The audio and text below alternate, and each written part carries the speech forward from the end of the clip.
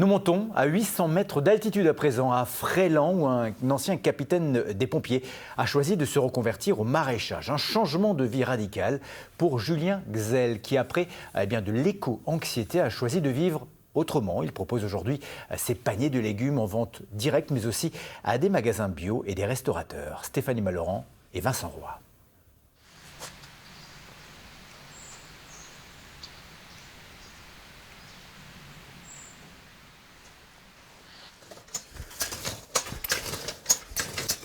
Fini le tumulte des sirènes, le feu, les accidents.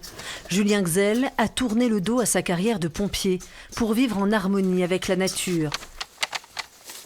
Il s'est installé à 800 mètres d'altitude dans cette ancienne ferme où il développe son exploitation de maraîchage en permaculture, sur un terrain en pente, difficile, mais dont il fait son affaire.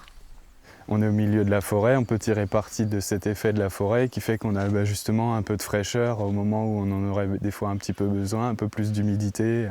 La pente, elle permet de faire couler l'eau par gravité sans avoir besoin d'avoir la pompe qui tourne en permanence. Si on a 60 tonnes de compost à épandre et les légumes en bas, globalement, ça descend plus facilement la brouette s'il y a une pente descendante. Sur les pentes du Brésoir, Julien Gzel a aménagé 12 terrasses. Il y exploite depuis 2 ans près de 120 variétés de légumes adaptées à des conditions météo particulières.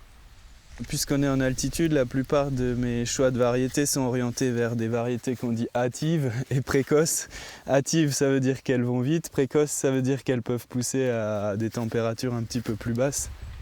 Julien Gzel a choisi de devenir maraîcher après avoir vécu une forme de crise éco-anxieuse, un sentiment d'angoisse vis-à-vis des catastrophes environnementales et climatiques. Il y a quelques années, une expérience le marque particulièrement. On revient de Berlin et puis on traverse des champs de maïs énormes et il y a une canicule énorme et ça irrigue de tous les côtés. C'est une succession d'événements ou de prises de conscience à impact négatif font que à un moment le moral qui commence à un peu baisser et puis c'est une genre de, je sais pas si on peut dire une déprime ou une mélancolie, peu importe, j'ai pas le terme médical, mais où on se dit que si l'avenir est complètement bouché, mais il n'y en a plus d'avenir.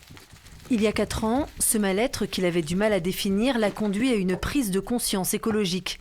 L'éco-anxiété a poussé Julien Gzel à donner un nouveau sens à sa vie. Ce phénomène de malaise, de plus en plus observé dans la société, et en particulier chez les jeunes, est plutôt un bon signe pour ce psychiatre. Ce qu'il faut savoir, c'est que l'éco-anxiété n'est pas une maladie. C'est un peu un problème de notre société actuelle de considérer l'anxiété comme un problème, voire comme une maladie. En fait, l'anxiété, c'est un phénomène qu'on va ressentir dans une situation de danger potentiel.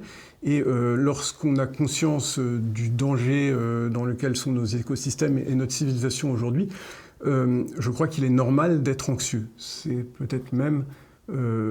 serait peut-être même anormal de ne pas l'être. Depuis qu'il a changé de vie, Julien Gzel n'a plus le sentiment de subir passivement son éco-anxiété. Il agit à sa mesure. C'est dans l'action qu'on arrive à s'accomplir et puis faire sa part, c'est faire sa part. C'est pas regarder les autres faire leur part.